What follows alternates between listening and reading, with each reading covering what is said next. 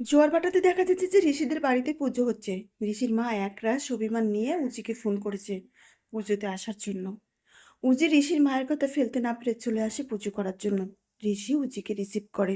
সেদিকে বাধা হয়ে দাঁড়ায় ঐশী, যে অশুদ্ধ কাপড় পরে শুদ্ধ না হয়ে পুজো বসে গেছে। তখনই উজি ঐশীকে শুনিয়ে দেয় যে তোমার যে পুজোর আচার আমি অনেকটা বেশি জানি। তোমার এত চিন্তা না করলে চলবে। আমি কাপড় নিয়ে এসেছি, এখনই চেঞ্জ করে আসছি।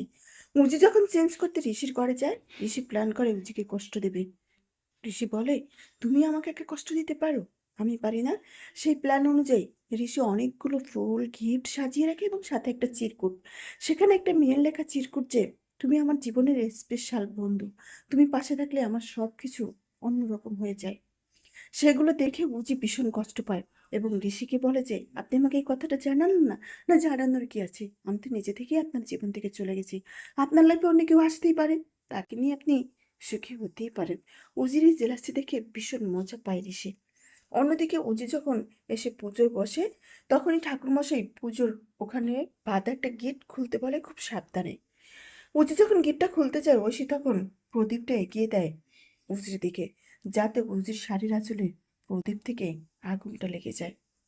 কি হতে যাচ্ছে, উজিকে কে বাঁচাবে, বা আদৌ ঐশীর মুখোশ সবার সামনে খুলবে কিনা, দেখতে হলে চোখ রাখতে হবে জোয়ার ভাটা।